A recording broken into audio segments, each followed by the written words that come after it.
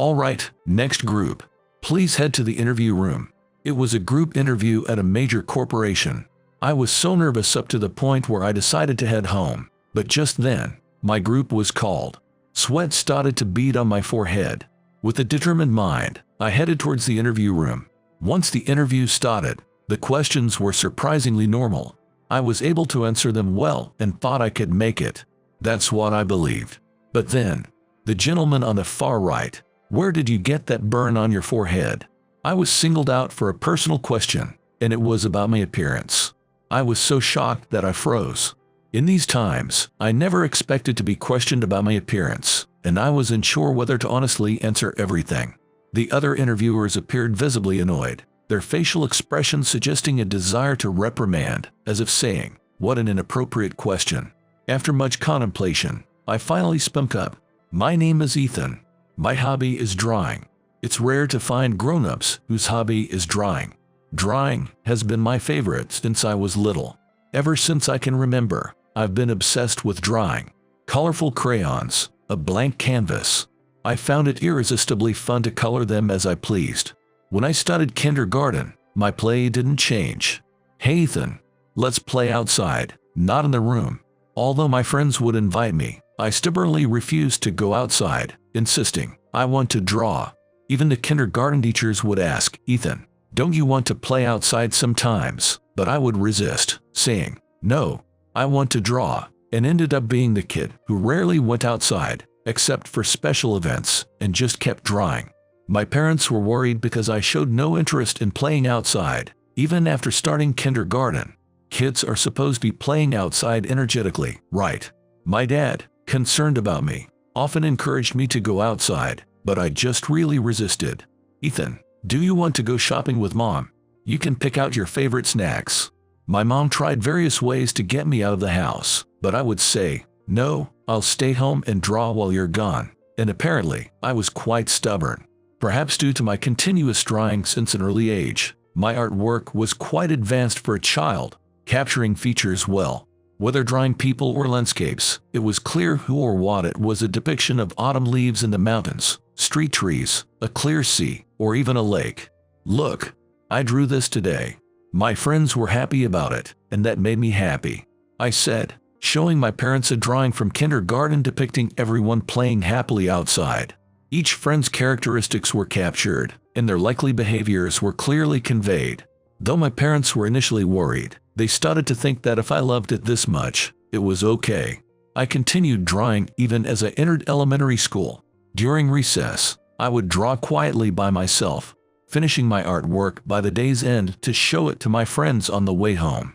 They would say, "Ethan, you're amazing. You are so good at drawing," which made me happy, and I continued to draw every day. However, as I reached the upper grades of elementary school, the concept that boys should play ball games outside and girls should play in the classroom started to spread among us. By the time I was in 4th grade, "Don't play like a girl, man." Some boys began to tease me like that. I sincerely questioned their words and, upon returning home, asked my parents, "Is drawing a girl's activity?" Upon learning I was being teased by boys at school, my parents' desire for me to play outside more intensified. Yet, they were conflicted about making me quit something I was so passionate about. Eventually, unsure of how to answer, they said, "Well, we don't know much about school, so why don't you ask your teacher next time?" The following day, I promptly asked my homeroom teacher, Mrs. Johnson, the same question. "Do boys play outside and girls play inside? Is it weird for boys to draw?" My homeroom teacher at the time, Mrs. Johnson, was a woman with a slightly round figure and a warm, motherly aura. She could be volcanic when angry, but usually, she was a kind-hearted teacher. "Ethan, do you like drawing?"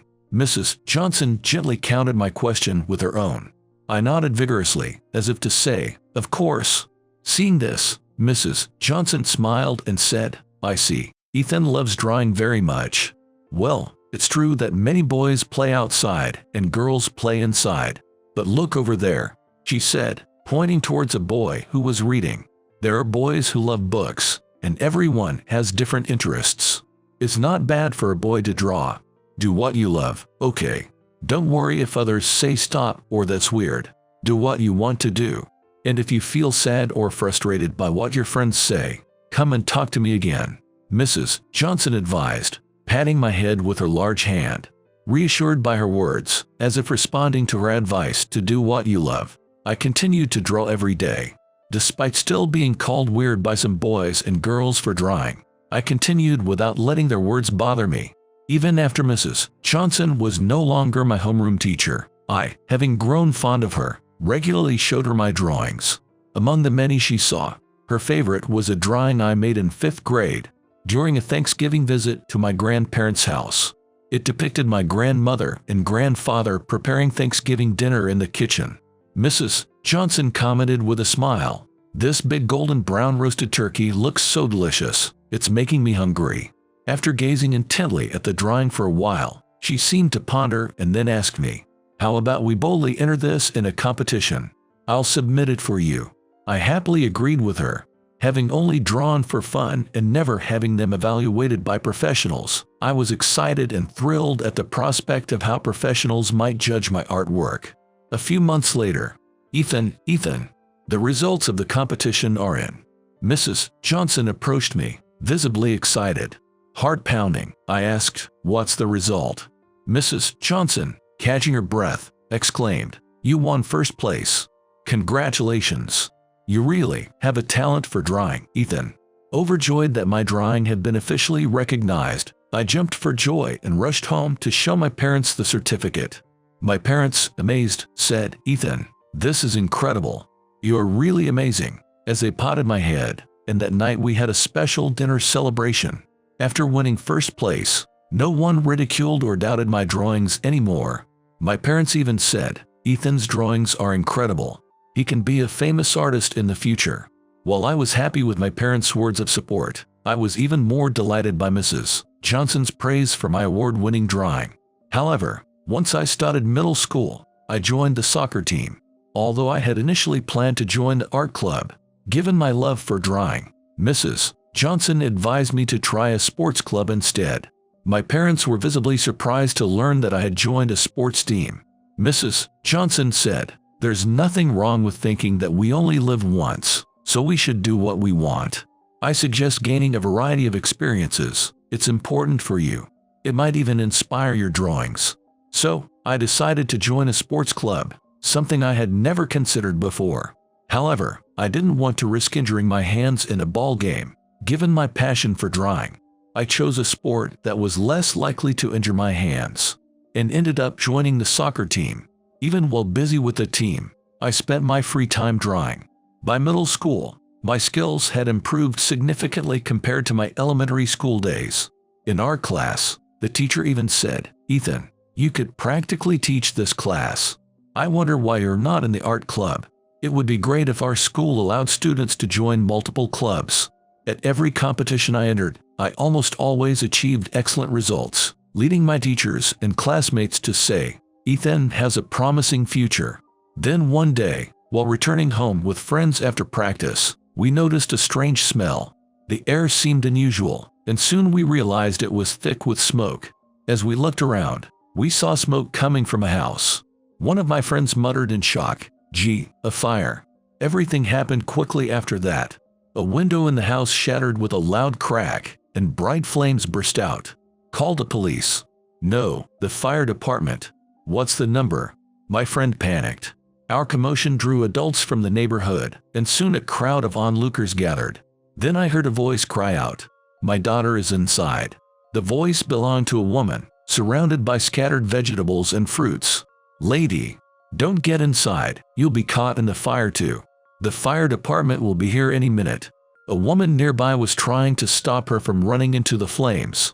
Realizing that she must be a resident of the house and there was likely a small child inside, I instinctively poured the 50 ounces bottled water, which was intended to quench my thirst during the soccer club activity, over my head and rushed into the flames. I heard someone shout, "Kid, stop," from behind, but in that moment, I was so focused that I barely heard them. Navigating through the flames, I found a little girl crying and trembling in a part of the house yet untouched by fire. I managed to rescue the girl and carry her out of the house. However, caught up in the adrenaline rush, I didn't realize I had sustained burns and was taken to the hospital along with the girl. Relieved from the tension, I passed out. I woke up in a hospital bed. I came to realize that I hadn't sustained near-fatal injuries. However, I soon felt that something was off. My head and right hand felt unusually heavy. I blinked to clear my blurred vision and looked at my dominant arm, which was wrapped in an enormous amount of bandages. Yes, I had suffered severe burns on my forehead and right hand. A few minutes after I woke up, the mother of the little girl I saved requested to see me. I said, "Please come in." As soon as she entered the room, she burst into tears, saying, "Thank you so much." Her face was a mess with tears, so I first focused on calming her down. After a while, the mother calmed down a bit, and through tears, she said, "I can't thank you enough for what you've done for a stranger like me. I'll do anything to express my gratitude. Thank you for saving my daughter. I owe you her life." Seeing her sincere appreciation, I quickly said, "Please, stop crying. The most important thing is that no one was seriously hurt." Then, the little girl, who had been hiding behind her mother, peeked out, walked over to me, and grabbed my hand. "Thank you, big brother. I was so scared all alone without mom. You were so brave and cool. I love you. Let's get married when I grow up," she said with a laugh before running out of the room, embarrassed. After that, the girl's mother visited me a few times, but I never saw the girl again. The burns made it difficult for me to draw. People who had once praised me now pitied me for not being able to draw anymore. My family was also visibly saddened, saying, "You worked so hard on your art. It's so disappointing." Mrs. Johnson heard that I had given up my future in artwork due to burns and encouraged me. "Maybe this is God's way of telling you to try something new." Moreover, she said, "If you wish to visit an art museum or show, just tell me. I'll take you there. Or I have a 5-year-old aspiring artist here, my daughter, to cheer me up." After quitting drawing, I didn't do anything particularly noteworthy. I continued soccer in high school, but without notable skill or achievements. Still, I occasionally kept in touch and met up with my old teammates. However, quitting drawing for me feels like losing a part of my identity, leaving me unsure what to look forward to in life. During college days, I attended classes without a clear interest or future career plan, often spending days without a defined purpose. I lacked motivation and enthusiasm in everything, so I simply accepted a job offer from a certain company without carefully or cautiously considering my career plan. Unfortunately, this company turned out to be a horrible company that habitually flouts labor standards. In this company, employees worked overtime or reported for work on holidays without additional pay, and the management was well aware of this practice. Overtime work was treated as an employee's voluntary act, meaning that employees were not necessarily required to work beyond quitting time or on holidays. As a result, no overtime pay or holiday premium was provided. Because of its toxic working environment, I wanted to resign and actually considered submitting a resignation letter repeatedly. However, my plan didn't push through. In my mind, what will I do after I resign? I have no passions or hobbies. I just spend a day without any purpose. As I talked to myself over and over, I even lost interest in submitting a resignation letter. My family and Mrs. Johnson, who still cared for me, were concerned about my lethargy, but they just didn't know what to say to support me. Eventually, my mother, who was aware of my working environment and the heavy workload, intervened and suggested, saying, "Ethan, why don't you quit your job before things get worse in that horrible company?" But I muttered, "Even if I quit, there's nothing I want to do. Quit and take the time to find a hobby or something you like again." "Oh, let's go to the art museum," my mother excitedly suggested, already talking about post-resignation plans. Seeing her like this, I eventually quit my job, but struggled to find a new hobby. The days without work just passed by, making me restless. I felt a strong desire to do something, even simple tasks or chores. So, I randomly applied to several companies listed on an online recruitment site. My mother suggested, "If you're applying everywhere, why not aim for a big corporation? You might have a chance." So, I decided to apply for a major corporation. On the day of the interview, as I stood in front of the company, its grand entrance overwhelmed me, and I thought about going back home. I've come this far. I should at least try my luck with the interview. If I don't get in, it's no big deal for such a big company, I thought. With that mindset, I lifted my heavy feet and headed towards the interview venue. Perhaps because it was a mid-career interview, the number of applicants wasn't surprisingly high. Still, being a large corporation, there were quite a few people in the waiting room. Due to the decent number of candidates, the interview was conducted in groups of 4 instead of individually. As the tension started to build up, I thought about leaving. That's when it happened. Next, Group F, please. Just as I was about to turn the doorknob to leave, it was my group's turn. I caught my breath, let go of the doorknob, and walked towards the interview room. There were 3 interviewers, 2 men on the sides and a woman in the middle. The female interviewer narrowed her eyes momentarily when she saw my face but quickly smiled and said, "Please, take a seat."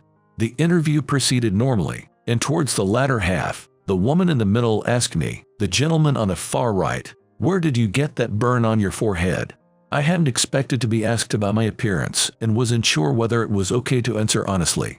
The other interviewers appeared visibly annoyed, their facial expressions suggesting a desire to reprimand, as if saying, "What an inappropriate question." After some thought, I decided to share the story of the childhood fire incident, as it wasn't something to be embarrassed about. The interviewers listened and simply commented, "I see. That must have taken courage." Then they concluded, "That's all for the interview. We will inform you of the results by email later. Please check it." Later, I received an acceptance notification from the company. I had told my family about being asked about my burn scars during the interview. Initially, they were indignant, saying, "How dare they focus on someone's appearance?" But when the acceptance notification arrived, they smiled and said, "Maybe they recognize the value of your past actions."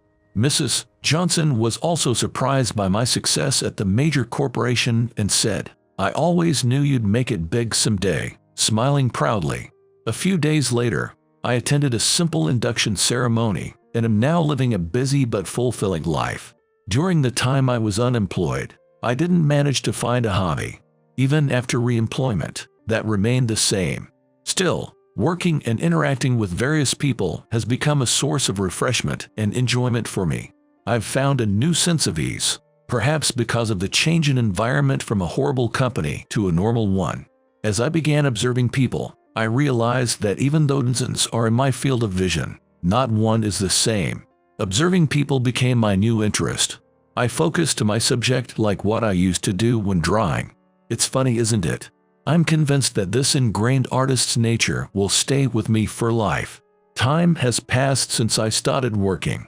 Despite initial apprehensions about interpersonal relationships due to joining as a mid-career recruit, my colleagues were friendly and welcoming, and I quickly felt at ease.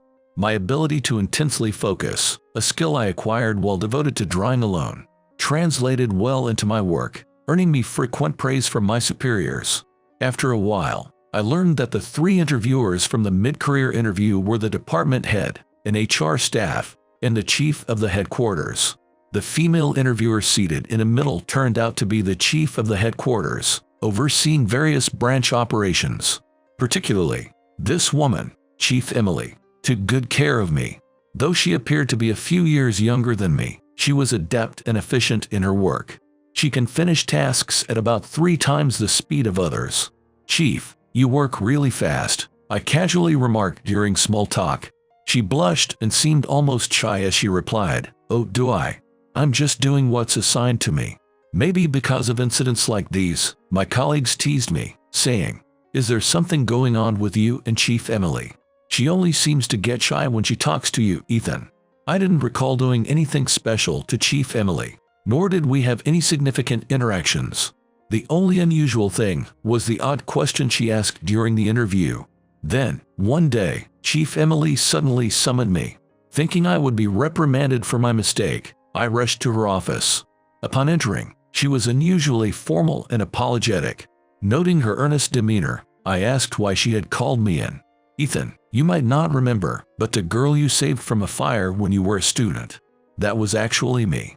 She spoke with a slightly trembling voice, clutching the hem of her suit as if to gather courage, and revealed the truth to me. Years had passed since that fire, and now, my boss, Chief Emily. Was that little girl from back then? I was utterly surprised. The adorable girl had become such a wonderful woman. A mix of emotions swirled within me. Unperturbed by my astonishment, Chief Emily continued speaking. I should have visited the hospital with my mother more often to thank you.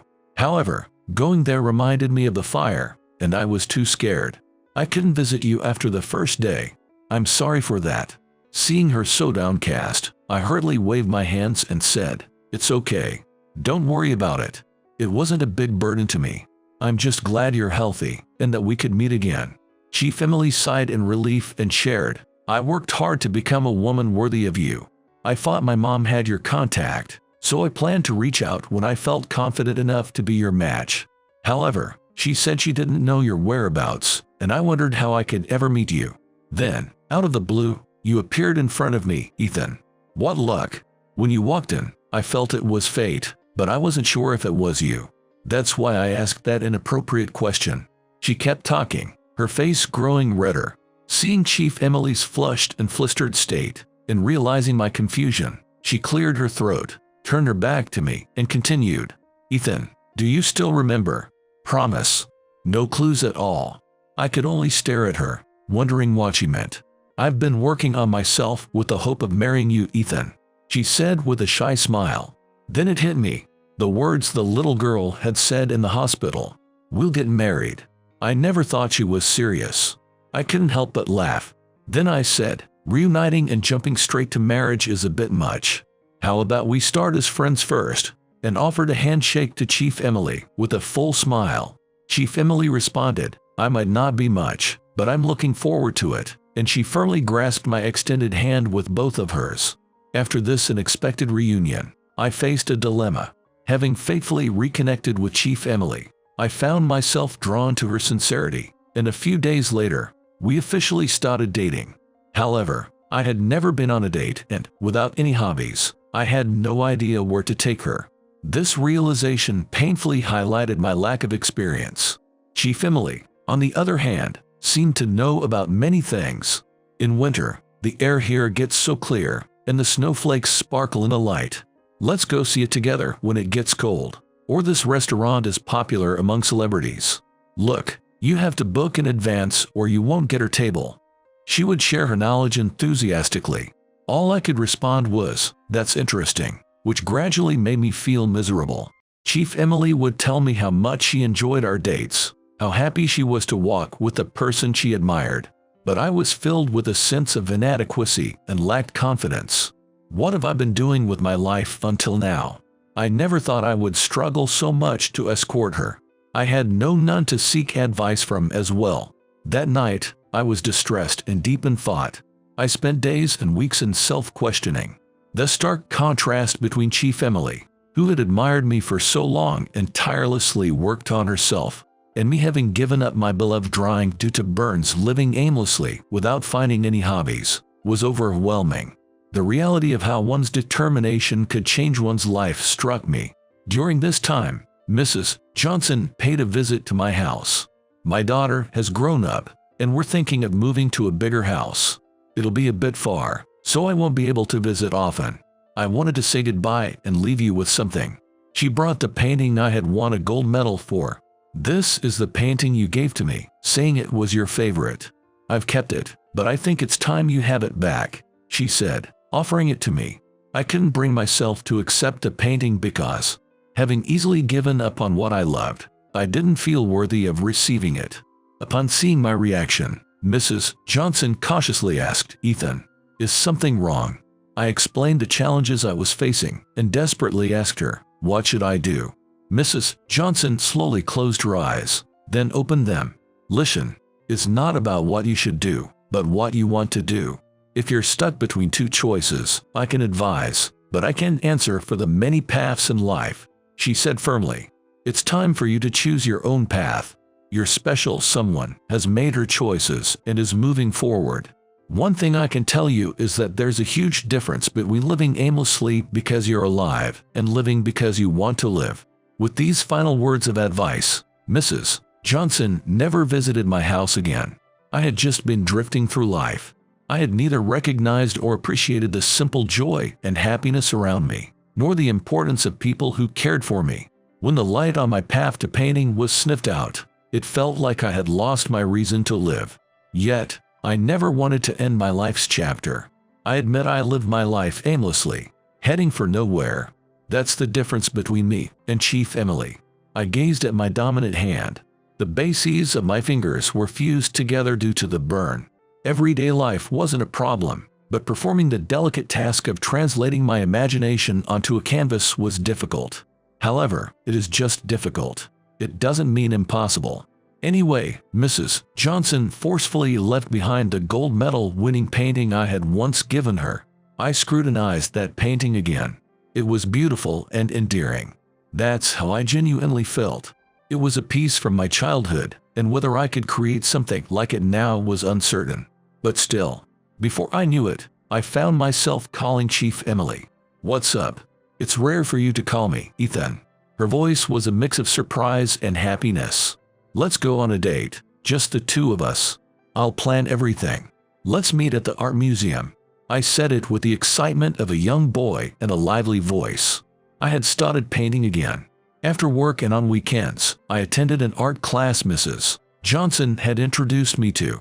Thanks to Mrs. Johnson explaining my condition to the art teacher beforehand, I received detailed guidance on everything from the basics to hand movements.